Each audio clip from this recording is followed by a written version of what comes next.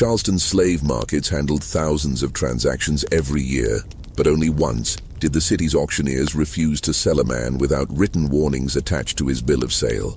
The document, preserved in a private collection until 1987, describes a 28-year-old field hand whose previous 3 owners had all died under circumstances the Charleston Constabulary declined to investigate further. What made this man so dangerous wasn't violence or rebellion, the two things Plantation society feared most. It was something the authorities couldn't name, something that made hardened slave traders cross themselves and mutter about judgment. The auction house demanded every potential buyer sign an acknowledgement that they understood the risks, though the document never specified what those risks actually were. 7 men bid on him that day. Only 1 completed the purchase. Before we continue with the story of what happened to the buyer who ignored every warning, I need you to do something important. Hit that subscribe button right now, because stories like this one, the ones they tried to bury in courthouse basements and family archives, are what this channel is all about. And drop a comment telling me what state you're listening from. I want to know how far these forgotten American mysteries are reaching. Now, let's discover why Charleston's most experienced slave dealers called this sale the biggest mistake they ever witnessed. The transaction took place on March 14, 1843, at Ryan's Mart on Chalmers Street, one of Charleston's busiest auction houses. The building still stands today, though few tourists understand what happened within its walls. Ryan specialized in what they called prime field hands, young men with strong backs who could work dawn to dusk in the rice plantations that made the Carolina Lowcountry one of the wealthiest regions in America. March was peak buying season. Planters needed workers ready for the spring planting, and Ryan's Mart conducted auctions 3 times weekly to meet demand. The man who arrived in chains that morning bore no name in the auction catalog. The ledger listed him only as Subject 41, male, estimated 28 years, origin Virginia. This wasn't unusual. Many slaves arrived at Charleston's market stripped of names, histories, families, everything except the bodies that could be sold. But the auction clerk had added something irregular to his entry, a red ink notation that read, "Special conditions apply, see manager before bidding." Thomas Yancey stood in the back of the auction room that morning, watching the proceedings with the careful attention of a man who'd made his fortune knowing exactly what he was buying. At 46, Yancey owned Belmonte Plantation, 4,000 acres of prime rice land 20 miles north of Charleston along the Cooper River. He'd built his wealth slowly, buying smaller properties and consolidating them, earning a reputation as a careful manager who rarely lost money and never lost control of his holdings. His neighbors respected him. His workers feared him in the way they feared all masters, no more and no less. Yancey had attended Ryan's auctions for 2 decades. He could assess a man's worth in seconds, reading strength in shoulder width, endurance in calloused hands, potential problems in the eyes. He'd come that morning looking for 3 prime field hands to replace workers he'd sold off at a profit the previous season. He had not come looking for mysteries or bargains too good to be true. The morning auction proceeded normally through the first 17 lots. Men and women stood on the platform while buyers examined teeth, checked for whip scars that might indicate rebellion, asked the routine questions about age and experience. Prices ran typical for the season. Prime men were fetching between $900 and $1,200, women slightly less, children priced by potential. Then the auctioneer called Lot 18, and the atmosphere in Ryan's Mart changed.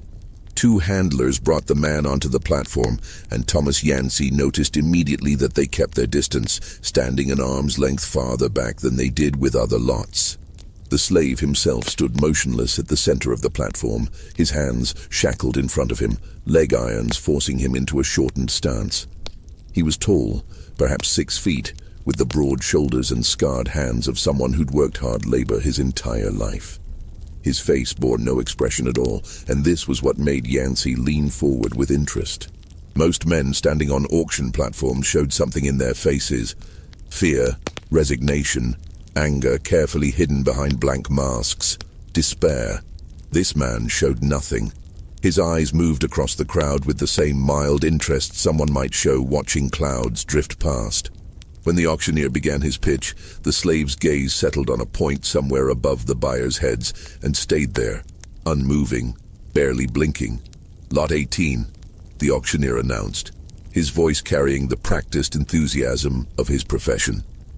Prime field hand, approximately 28 years of age, originating from Virginia Piedmont.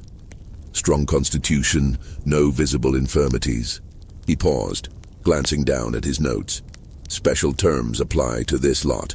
All interested bidders must consult with Manager Talbot before participating in the auction." A murmur ran through the crowd. In 20 years of attending these sales, Yancey had never heard such an announcement. 3 men left their positions near the front and walked to the manager's office, a small room adjacent to the main auction floor. They returned within minutes, 2 of them shaking their heads, the third looking pale. None resumed their positions near the platform.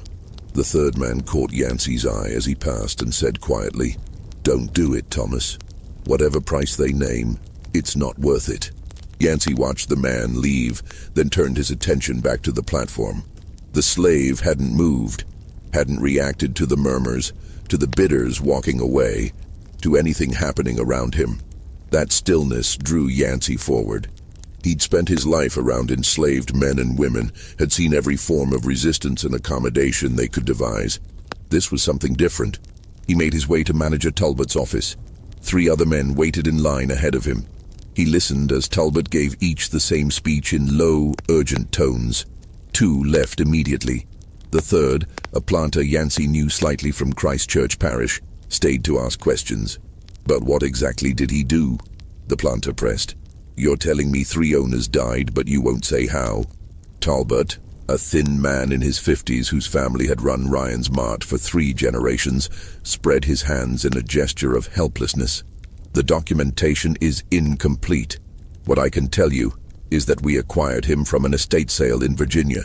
The estate executor insisted on the special terms.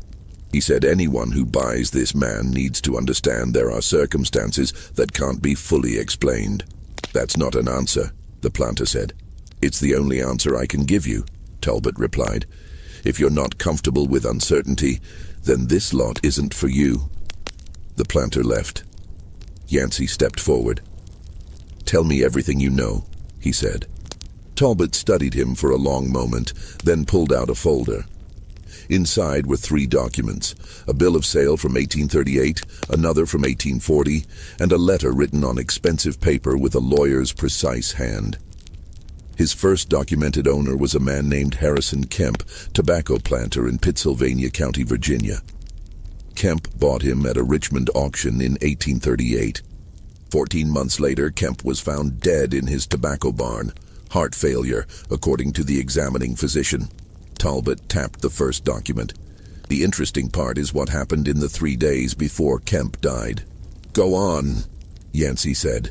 Kemp's overseer reported that Kemp had become convinced the slaves were plotting against him. He conducted interrogations, increased punishments, disrupted work schedules, searching for evidence of conspiracy. On the 3rd day of this behavior, he was found dead.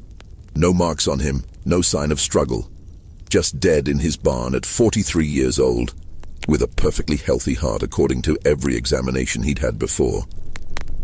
Yancey waited. The slave we're discussing was one of the men Kemp had interrogated most intensely. The overseer noted in his report that this particular slave had answered every question calmly, never showed fear or anger, and the morning after each interrogation session, Kemp seemed more agitated than before, more convinced of conspiracy, more certain of threats. The overseer said it was like watching Kemp argue with his own thoughts. "And you believe there's a connection?" Yancey asked. "I'm telling you what's documented," Talbot said carefully. Kemp's estate sold off his slaves to settle debts. This man went to a planter named Virgil Stowe in Halifax County. Stowe lasted 11 months. He took his own life, hanged himself in his study. His family found letters he'd written in the days before his death, pages and pages describing dreams he couldn't escape. Certainties about disasters that never materialized. Absolute convictions about threats from people who'd never threatened him. The room felt smaller suddenly. Yancey realized his hands had tightened on the edge of Talbot's desk. Stowe's overseer noted the same pattern Kemp's had. In the weeks before Stowe's death, he'd focused particular attention on this slave. Interrogations, isolation, special surveillance. And the more attention Stowe paid him, the worse Stowe became. The man's wife said her husband stopped sleeping, stopped eating properly, spent hours staring at nothing, talking to himself about dangers that made no sense. And the third owner? Yancey's voice came out rougher than he'd intended. A Richmond merchant named Dobbins who bought him at Stowe's estate sale, thinking to resell at profit. Dobbins owned him for 6 weeks before dying of what the physician called a stroke. Dobbins was 37 years old, no prior health concerns. In the days before his death, his business partners noted erratic behavior, unfounded accusations, paranoid decisions, conversations that seemed to continue discussions no one else had heard. Talbot closed the folder. Dobbins's executor refused to keep the man even temporarily. Sent him straight to us with explicit instructions that buyers be warned. He wrote this. Talbot showed Yancey the letter. The handwriting was educated, controlled, but the final paragraph had been underlined 3 times. I cannot and will not claim this man caused these deaths. I can only state what happened. 3 owners, 3 deaths, 3 periods of escalating paranoia and fear preceding each death. If this is coincidence, it is the darkest coincidence I have witnessed in 20 years of legal practice. Yancey read the letter twice. Outside the office, he could hear the auctioneer moving through the remaining lots, his voice rising and falling in practiced rhythms. When he looked up, Talbot was watching him with an expression that might have been concern or might have been something else entirely. "You're still interested," Talbot said. It wasn't a question. "I want to know what you think," Yancey said. "Off the record, do you believe there's something to this?" Talbot was quiet for a long moment. Then he said, "I believe 3 men died. I believe there's documentation of strange behavior before each death. I believe that man out there," he gestured toward the auction floor, "hasn't shown a single emotion since he arrived here. Not fear, not hope, not anger, nothing. In 30 years of working these auctions, I've never seen that. Everyone shows something. But do you believe he's dangerous? I believe you should think very carefully about what you're willing to risk to find out." Yancey returned to the auction floor as the auctioneer was preparing to close lot 18 without bids. The slave still stood in the same position, expression unchanged, eyes fixed on that point above the crowd. Yancey raised his hand. $500, he said. The auctioneer's relief was palpable. "We have 500. Do I hear 550? Silence. Every head in the auction room had turned to look at Yancey. He recognized the expressions, some pitying, some curious, some satisfied that someone else was taking the risk they'd declined. 500 going once, 500 going twice. The auctioneer's gavel came down. Sold to Mr. Thomas Yancey of Belmonte Plantation for $500. The transaction took less than an hour to complete. Yancey signed the purchase documents, including a separate acknowledgement that he'd been informed of special circumstances regarding the acquisition. Manager Talbot insisted on one final conversation before releasing the slave. "His name, as far as we know it, is Isaac," Talbot said. "He answers to it, follows instructions without resistance. According to the overseers who handled him in Virginia, he's an excellent worker, never lazy, never defiant, never causes trouble with other slaves. If you didn't know his history, you'd think you'd found the perfect purchase. But I do know his history," Yancey said. "Yes," Talbot agreed, "and that's why I'm telling you this directly. If anything strange begins to happen, if you start feeling or thinking things that seem out of character, document it, write it down, share it with someone you trust." The pattern with the previous owners was that they kept their concerns to themselves until those concerns became certainties, and by then it was too late for outside perspective to help. Yancey thanked him for the advice and arranged for transport. 2 hours later, Isaac arrived at Belmonte Plantation in the back of a wagon, still shackled, still showing no emotion whatsoever. Belmonte sprawled across 4,000 acres of low-country landscape, rice fields stretching in geometric precision toward the Cooper River, bordered by thick stands of pine and cypress. The plantation supported 67 enslaved workers housed in 2 cabin rows behind the main house. Yancey employed an overseer named Curtis Beale, a methodical man from Georgia who ran the plantation with strict routine and minimal violence. Yancey believed efficiency came from consistency, not terror, and his approach had proven profitable. He assigned Isaac to the Northfield crew under the supervision of a driver named Marcus, who'd worked at Belmonte for 15 years. Marcus had authority to organize work details and maintain order among the field hands. Yancey trusted his judgment. "Just watch him," Yancey told Marcus that first evening. "I want to know everything. How he works, how he interacts with others, what he does when he thinks no one's paying attention." Marcus studied Isaac, who stood nearby waiting for assignment to quarters. "What am I watching for exactly?" "Anything unusual." "Mr. Yancey, forgive me saying so, but that's not much help." Yancey couldn't argue with that. "Just keep close attention. Report anything that seems worth reporting." The first week passed uneventfully. Marcus reported that Isaac worked harder than most, never complained, followed every instruction immediately. He kept to himself during the brief evening hours before dark, speaking only when spoken to, eating his rations alone while other workers gathered in small social groups.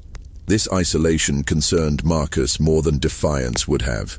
A man that quiet, he's either broken completely or he's thinking thoughts he doesn't want seen, Marcus said. "I don't think Isaac's broken." What makes you say that?" "Broken men look through you. Isaac looks at you, sees you, just doesn't react to what he sees." By the second week, Yancey noticed he was thinking about Isaac more than any single slave should occupy an owner's attention. He found himself watching the north fields from his study window, trying to pick out Isaac's figure among the workers. He caught himself lying awake some nights, wondering what thoughts moved behind that expressionless face. The wondering irritated him. He had a plantation to run, business correspondence to maintain, social obligations to fulfill. One slave, even one with unusual history, shouldn't command this much mental space. But he couldn't stop. The third week brought the first incident. Marcus reported that 2 field hands had gotten into a fight, something about one man taking another's food rations. Curtis Beale, the overseer, had separated them and assigned punishment detail. Nothing unusual except for one detail Marcus mentioned almost as an afterthought.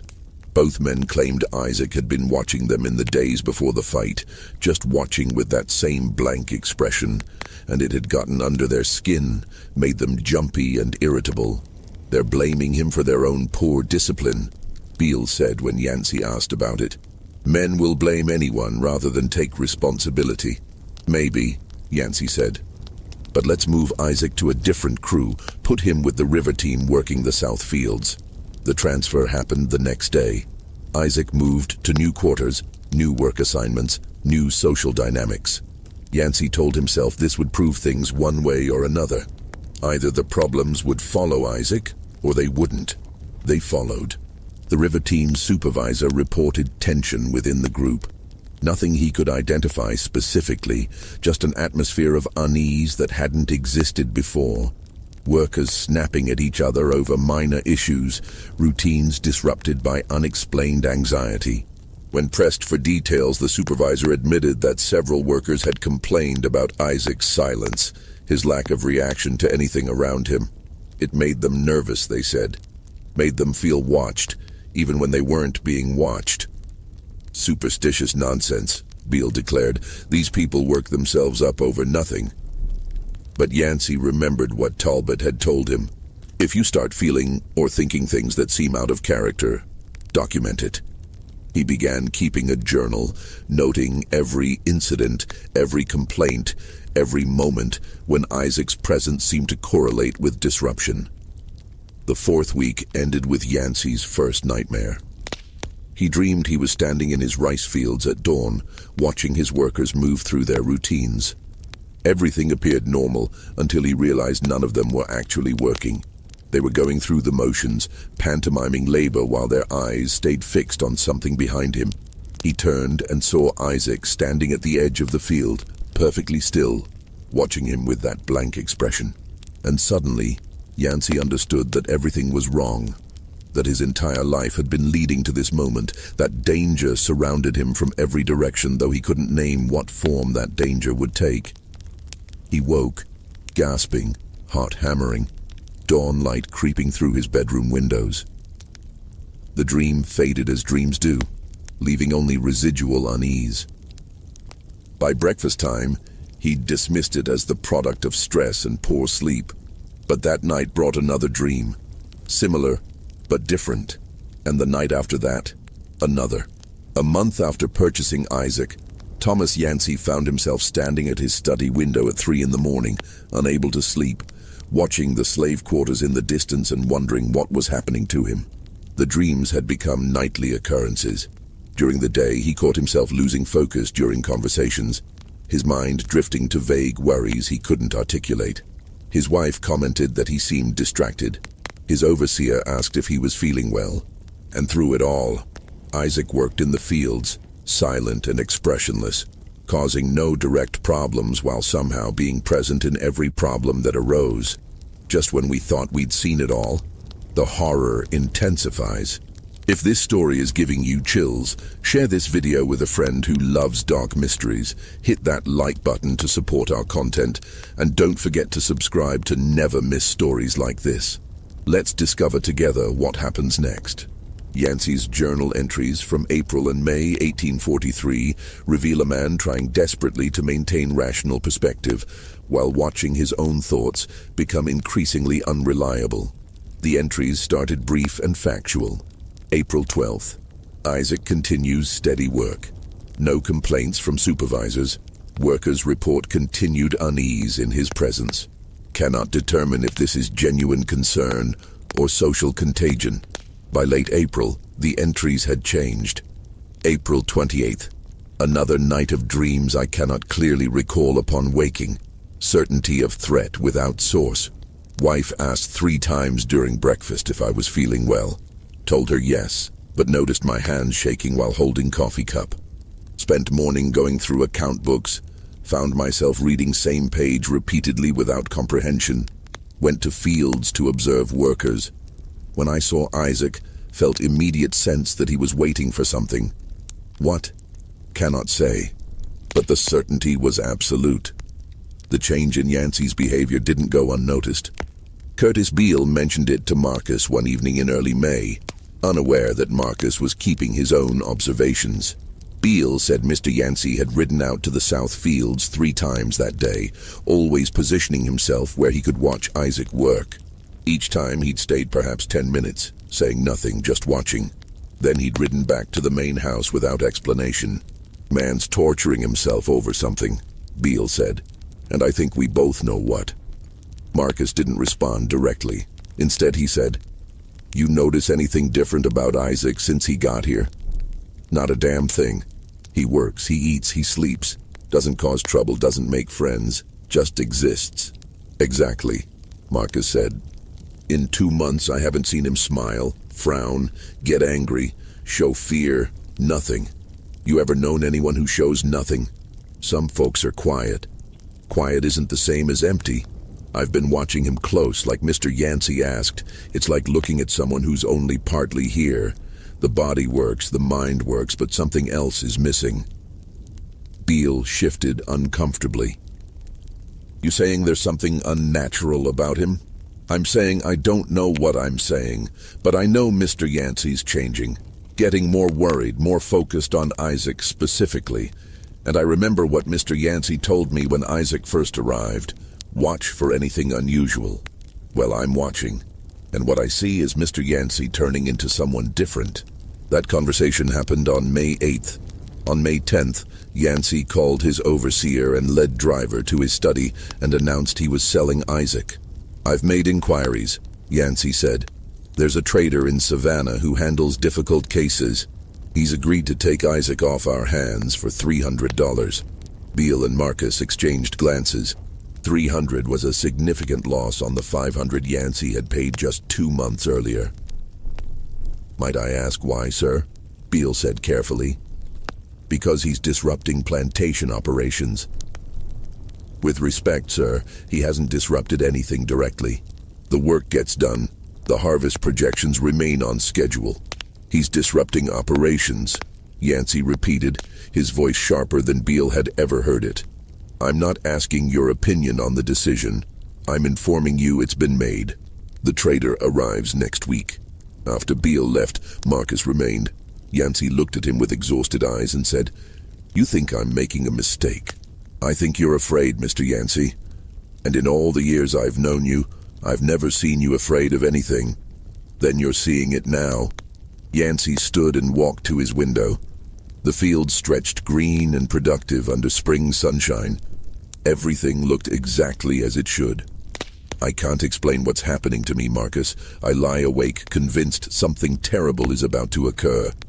I see threats in every shadow, danger in every routine moment. I find myself suspicious of my own wife, my own overseer, people I've trusted for years. And the only common element in all of this, the only thing that's changed, is him. Maybe that's the point, Marcus said quietly. Yancey turned. What do you mean? Maybe the threat isn't what he does. Maybe it's what we do to ourselves when we're afraid of what he might do. The observation struck Yancey silent. He stood at the window for a long moment, then said, Get out, Marcus. Sir, I didn't mean... Get out. Marcus left. Yancey remained at the window until long after dark, watching the slave quarters, watching for movement that never came, imagining 1,000 scenarios that made perfect sense in his frightened mind and no sense at all in the rational corner of his thoughts that still functioned. The Savannah trader arrived on May 17th. His name was Rufus Tate, and he specialized in what he called specialty acquisitions, slaves with complications that made them difficult to sell through normal channels. He examined Isaac thoroughly, checked his teeth and muscle tone, asked questions about his journal, reading through months of entries with fresh perspective. Every page confirmed what Samuel had described. Escalating fear without concrete cause. Obsessive focus on potential threats rather than actual problems. Sleep disrupted by nightmares that dissolved upon waking. Certainty of danger without ability to specify what form that danger would take. He documented his own descent into paranoia with meticulous precision, never recognizing it for what it was until an enslaved man explained it to him in terms he couldn't refute. The irony was almost unbearable. He'd feared Isaac's influence while Isaac had done nothing at all. He'd sought rational explanations for irrational feelings, never acknowledging that the irrationality itself was the point. Slavery created fear in everyone it touched, enslaved and enslaver alike, but masters could usually hide that fear behind power, control, authority. Isaac's silence had stripped away those comfortable concealment strategies, leaving the fear naked and undeniable. And what did it mean that Yancey, despite understanding this, still felt afraid? He walked to his study, pulled out a piece of paper, and began writing. The letter took 3 hours to compose, each sentence crafted and reconsidered multiple times. When finished, it read, To the Charleston Constabulary. I am writing to report concerns regarding a slave named Isaac, currently held on my property. This man was purchased from Ryan's Mart on March 14, 1843, with documented history of association with the deaths of 3 previous owners. Since his arrival at Belmonte Plantation, I have experienced severe psychological distress, including persistent anxiety, paranoid thoughts, and obsessive fears regarding his presence. These symptoms have been corroborated by multiple observers. I believe this man represents a unique danger to public safety, though I cannot articulate the precise nature of that danger. What I can state with certainty is that proximity to him creates psychological conditions that may result in self-harm or impaired judgment. I request that the constabulary investigate this matter and determine appropriate action. I further state that I am of sound mind as I write this, which I believe my reputation and business success can verify. If anyone questions my rationality in making this report, I ask that they consider: would a man in the grip of paranoid delusion invite official scrutiny of his own mental state? I recognize the unusual nature of this complaint. I recognize it may sound like the ravings of a man who has lost his reason. I can only say that I have spent 3 months observing and documenting patterns that 3 previous owners also observed before their deaths. Whether Isaac causes these patterns or whether knowledge of his history creates them, I cannot determine. But the patterns exist, they are consistent, and they are dangerous. Yours sincerely, Thomas Yancey, Belmonte Plantation, Cooper River, South Carolina. The letter reached Charleston on May 28th. 3 days later, Deputy Constable James Wilcox arrived at Belmonte with instructions to interview all relevant parties and submit a report. Wilcox was a practical man in his late 40s, skeptical of dramatic claims but thorough in his investigations. He'd handled everything from murder cases to property disputes, and he approached Yancey's complaint with professional curiosity rather than immediate dismissal. He spent 2 days at the plantation, speaking with Yancey, Curtis Beale, Marcus, and several field hands. He examined Isaac through the locked door of the isolation shed, noting his silence and blank expression. He reviewed the documentation from Virginia, Tate's letter, and Yancey's journal entries, reading each page with careful attention. On his second evening at Belmonte, Wilcox requested a private conversation with Yancey. They sat in the study as dusk settled over the plantation, the room growing darker until Yancey lit lamps against the encroaching night. "Mr. Yancey," Wilcox began, "I've conducted many investigations in my career. I've seen men lie, seen them exaggerate, seen them create elaborate fictions to serve their purposes. I don't believe you're doing any of those things. I believe you're genuinely frightened, and I believe your fear is sincere. But I need to ask you something directly, and I need you to answer with complete honesty." "Go ahead," Yancey said. "Has Isaac ever threatened you? Has he ever made any gesture, spoken any word, done anything whatsoever that a reasonable person would interpret as dangerous?" Yancey opened his mouth to answer, then closed it. He sat silent for a long moment before saying, "No, he has not." Has he shirked work, caused problems with other slaves, attempted escape, or engaged in any behavior that would justify punishment or special scrutiny?" "No." "Then what exactly are you afraid of?" The question hung in the air between them. Yancey struggled to articulate something he'd never successfully put into words. "I'm afraid of what I become when he's near. I'm afraid of the thoughts that seem so certain and so baseless simultaneously. I'm afraid that I'm following the same path as 3 men who died, and I don't know how to step off that path." Wilcox nodded slowly. "I spoke with your man Samuel this morning. He said something interesting. He said that Isaac's only crime is refusing to play the role slavery demands. That his silence makes the whole system visible in ways it usually isn't, and that visibility is what frightens masters. Do you think there's truth in that observation?" "I think," Yancey said carefully, "that Samuel is wiser than I've given him credit for. Then perhaps the solution isn't legal action against Isaac. Perhaps it's something else entirely." Wilcox's report, preserved in Charleston court records, makes fascinating reading.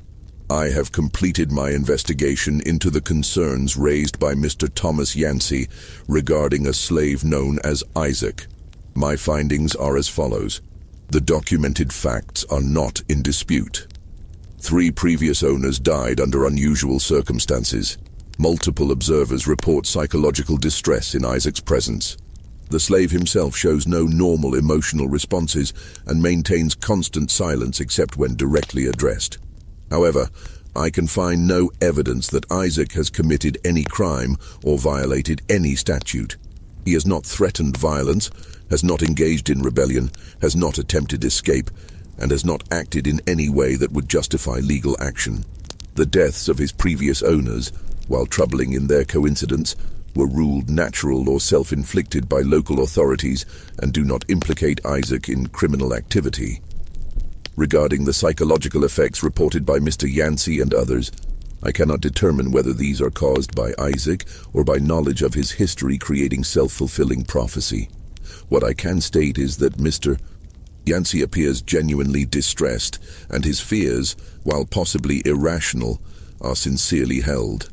I observed Isaac personally for approximately 1 hour, speaking with him and watching his demeanor. He is polite, responsive to questions, and shows no signs of mental deficiency or dangerous inclination.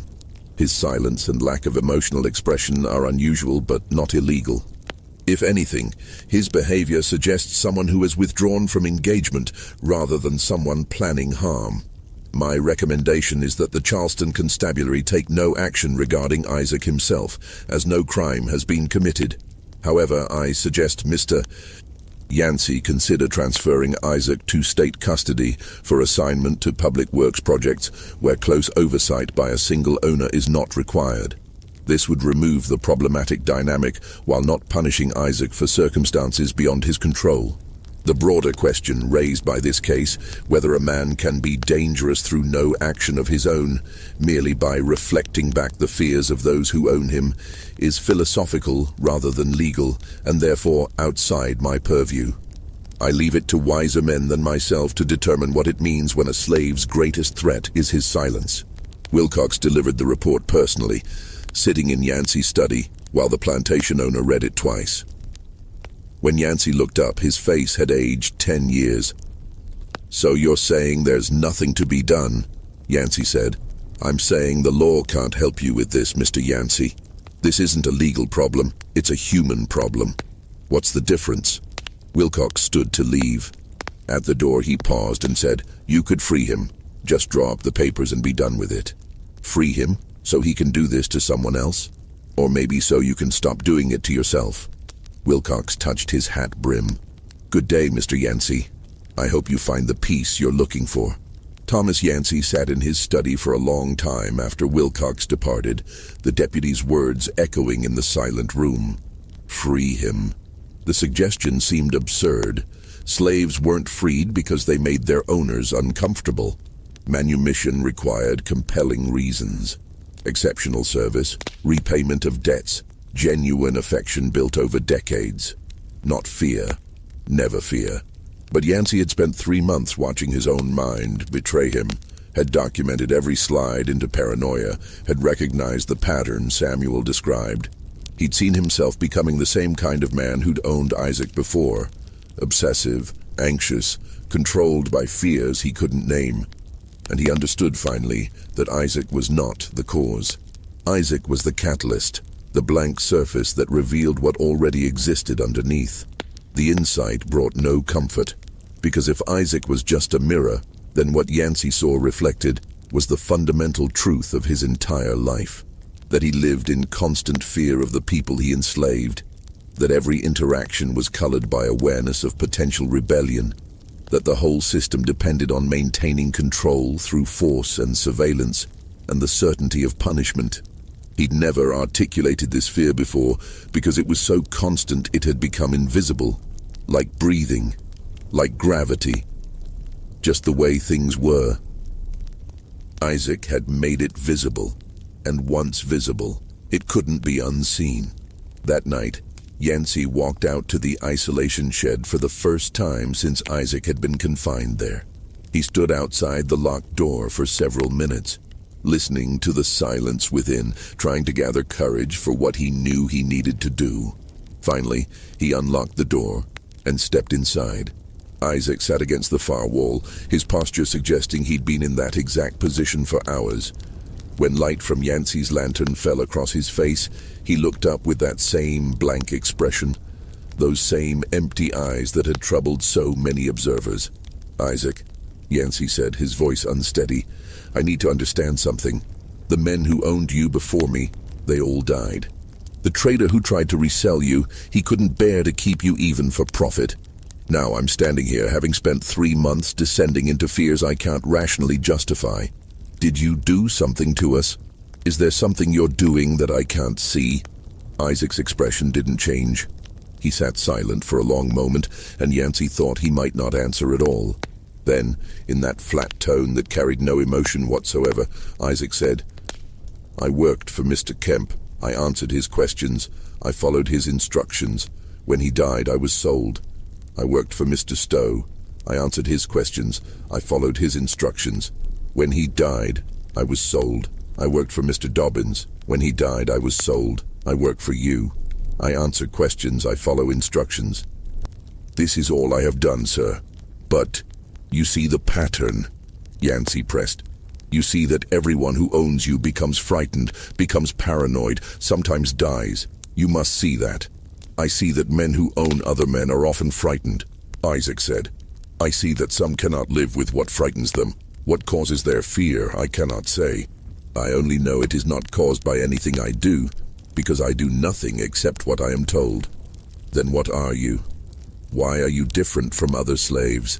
For the first time since Yancey had known him, something flickered across Isaac's face. Not quite emotion, but perhaps the ghost of something that had once been emotion, worn away by years of whatever experience had created this profound absence. "I stopped pretending, sir," Isaac said quietly. "I stopped performing the role masters want. I stopped showing fear to make them feel powerful, stopped showing gratitude to make them feel generous, stopped showing hope to make them feel merciful. I stopped all of it. I just work and exist, nothing more. Apparently that is the most dangerous thing a slave can do." The words struck Yancey like physical blows. He gripped the lantern tighter, its light wavering across the shed's walls. "You're saying this is deliberate. You're choosing to be this way." "I'm choosing to be honest, sir. To stop lying with my face and my voice about what this life is. If that honesty frightens people, perhaps it's because they need the lie to feel comfortable with the truth." Yancey stood frozen, recognizing in that moment exactly what Samuel had described. Isaac hadn't done anything to him or to the previous owners. He'd simply refused to perform the emotional labor that made slavery bearable for masters. The constant reassurance that the system was natural, inevitable, perhaps even beneficial. Without that performance, masters faced the raw reality of what they were doing. Owning human beings who had no choice but to comply, building wealth on forced labor, living every day with people who had every reason to hate them. That reality was unbearable. 3 men had died rather than face it. Yancey was standing at the same precipice. He left the shed without another word, locked the door behind him, and walked back to the main house through darkness that felt suddenly oppressive. His wife was already asleep. He sat in his study with a bottle of whiskey and his journal, trying to find words for what he now understood, but knowing that some truths resist articulation. The next morning, June 8th, 1843, Thomas Yancey summoned his lawyer to Belmonte and instructed him to draw up manumission papers for Isaac. The lawyer, a Charleston man named Hayward, who'd handled Yancey family legal matters for 2 decades, was surprised. "May I ask the reason for this unusual decision?" Hayward inquired. "You may ask," Yancey said, "but I doubt you'll understand the answer. Let's simply say that keeping this man enslaved has proven more costly than freeing him." The paperwork took 3 days to complete. Manumission in South Carolina required documentation, justification, and registration with local authorities. Yancey provided a statement claiming Isaac had rendered exceptional service and that his freedom was earned through exemplary conduct. Both statements were technically false, but they satisfied legal requirements. On June 11th, Yancey signed the papers providing Isaac with $20 and documentation of free status. The manumission was recorded at Charleston Courthouse that same day. Under South Carolina law, Isaac had 90 days to leave the state or face re-enslavement. Yancey released him from the isolation shed personally, handing him the papers and the money without ceremony. Isaac emerged after 3 weeks of confinement looking exactly the same. Clean, healthy, expression blank, eyes revealing nothing. "You're free," Yancey said. "You understand what that means?" "Yes, sir," Isaac said. His voice, as always, carried no emotion. "I don't know what you are," Yancey continued, needing to say it even though he knew he'd get no meaningful response. I don't know if you did something to me and the others, or if we did it to ourselves, but I can't live with not knowing, so I'm ending it the only way I can. Isaac studied him with those empty eyes. For a long moment, Yancey thought he might finally see some reaction, some flicker of triumph or satisfaction, or even simple recognition. But Isaac's face remained blank. When he spoke, it was in the same flat tone he always used. Thank you for my freedom, sir. May I ask one question before I leave? Yancey nodded, surprised by the request. Do you think you'll sleep better now? The question cut deeper than any accusation could have. Yancey had no answer. Isaac seemed to expect none. He turned and walked down the Plantation road, the manumission papers folded carefully in one hand, the $20 in the other. Yancey watched from his study window until Isaac disappeared into the pine trees. A free man walking south toward Charleston, and whatever life awaited him beyond 90 days. The nightmares stopped that night. The obsessive thoughts faded over the following week. Within a month, Yancey felt almost like himself again, though something fundamental had shifted. He ran his plantation with the same efficiency as before, but he found himself questioning things he'd never questioned before. Why did certain slaves avoid his gaze? What thoughts moved behind their careful expressions? How much fear did they carry every day, and how much of that fear shaped everything about the world they inhabited? Curtis Beale noticed the change and mentioned it to Marcus one evening as they reviewed the next day's work assignments. Mr. Yancey's different since that business with Isaac. Quieter, asks more questions, actually listens to answers. Yesterday he asked me if I thought the workers were content. I didn't know what to tell him. Marcus, who'd watched the entire situation unfold with careful attention, nodded slowly. Maybe that was the point. Maybe Isaac wasn't dangerous at all. Maybe he was just the first completely honest thing any of us had ever seen in this place. No performance, no accommodation, no careful navigation of power dynamics, just silence. And we couldn't handle it, because it made us see everything else we'd been pretending not to notice. That's a heavy thought, Beale said. It's a heavy truth, Marcus replied. Mr. Yancey saw that truth, and it nearly killed him like it killed the others. Difference is, he found a way to step back from it. Freeing Isaac was like closing a book he couldn't bear to keep reading. You think Isaac planned all this? Knew what effect his silence would have? I think Isaac survived the only way he could, by removing himself from the whole performance. Whether he knew what that would do to his owners, I can't say. But I know this. 3 men are dead. 1 man nearly joined them, and all because they couldn't handle a slave who refused to pretend. That tells you something about the system, doesn't it? Records show Isaac appeared in Charleston on June 15th, presenting his manumission papers to the Port Authority. He purchased passage on a ship bound for Boston, one of the few cities where free blacks could live with relative safety. A crew manifest lists him as Isaac Freedman, age approx. 28, destination Massachusetts. That's the last definitive documentation of his existence. But there are other records, scattered and unverified, that suggest his story didn't end in Boston. In 1847, a Charleston newspaper published a brief article about a free black man in Philadelphia who'd been accused of causing psychological distress to his employer, though no charges were filed. The article noted that the man's disturbing silence and refusal to display normal emotional responses had created an atmosphere of unease in the household where he worked. The employer had dismissed him without cause, providing extra wages simply to ensure his departure. In 1851, a letter published in the Liberator, an abolitionist newspaper, described a freedman in New York whose profound silence and impenetrable demeanor troubled those around him, though he committed no wrong and performed all tasks with precision. The letter's author, a white abolitionist, wrote, "This man's crime appears to be his refusal to reassure us with his manner. He works silently, lives privately, and offers nothing of himself beyond labor.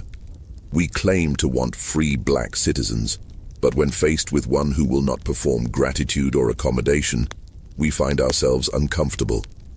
Perhaps this discomfort reveals more about our limitations than about his character.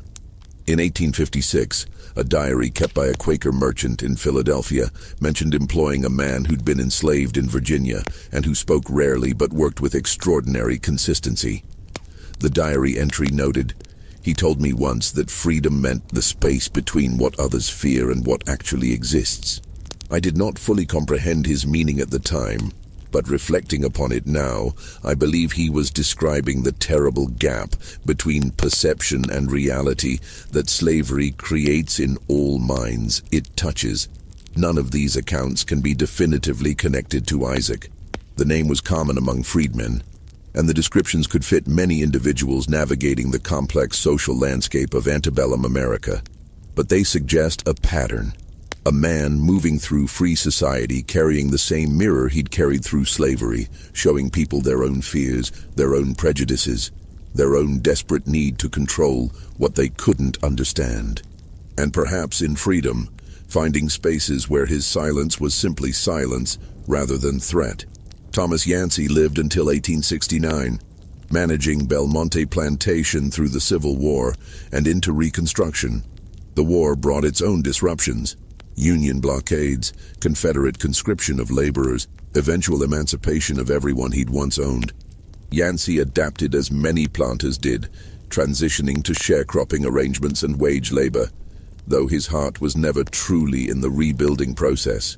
His later journals, preserved by his descendants and eventually donated to the South Carolina Historical Society, show a man grappling with the morality of slavery in ways few planters did during that period. He wrote extensively about fear, control, and the psychological costs of ownership. In an entry from 1862, as Confederate armies struggled against Union forces and the certainty of slavery's permanence began to crumble, he reflected on his experience with Isaac. "I have spent 19 years trying to understand what happened in the spring of 1843. I am no closer to answers. What I know is this: I freed one man, and in doing so, saw clearly for the first time the prison I'd built for myself. Every person I enslaved was a weight on my conscience, but Isaac was the one whose silence made me feel that weight fully, not through accusation or rebellion, but through simple existence unmarked by the performances we demanded of enslaved people. I think now that Isaac's danger was his refusal to pretend. He would not smile when we wanted comfort, would not show fear when we wanted compliance, would not perform the role slavery demanded.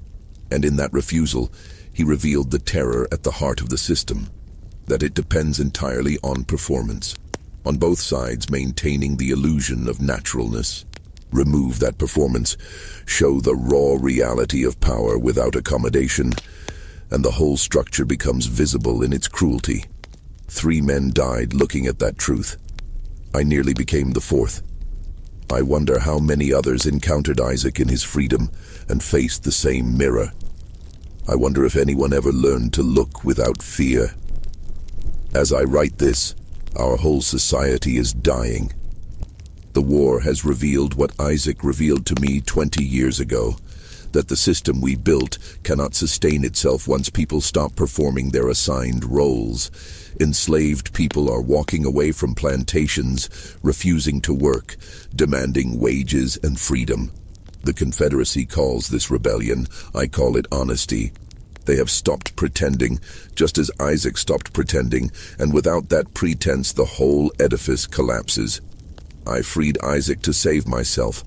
Now the whole South must free everyone to save whatever remains of our civilization. I suspect we will resist this truth as long as possible, just as I resisted it until I had no choice.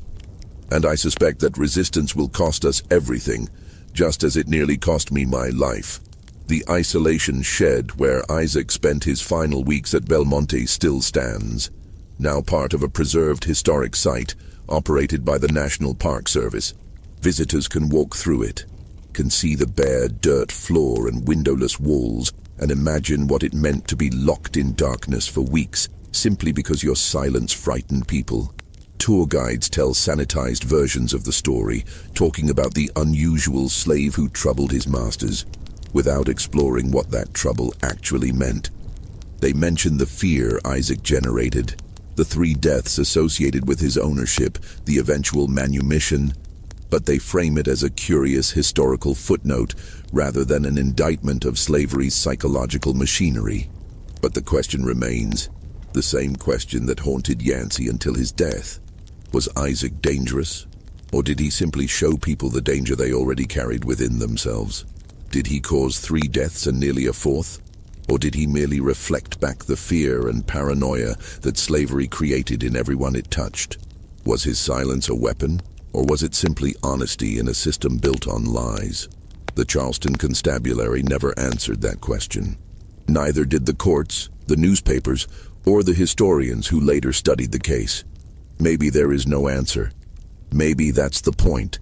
Maybe Isaac's greatest act was asking a question that couldn't be answered without admitting truths that antebellum society couldn't afford to acknowledge. That slavery made monsters of masters. That fear was the foundation of the whole system. That the performances enslaved people were forced to give were the only things preventing owners from seeing themselves clearly. This mystery shows us that sometimes the most dangerous person in a room is the one who refuses to pretend everything is normal. What do you think of this story? Do you believe Isaac caused the fears he encountered, or were people simply confronting their own darkness? Leave your comment below. If you enjoyed this tale and want more historical mysteries that reveal uncomfortable truths, subscribe, hit the notification bell, and share with someone who loves stories that make us question what we think we know. See you in the next video.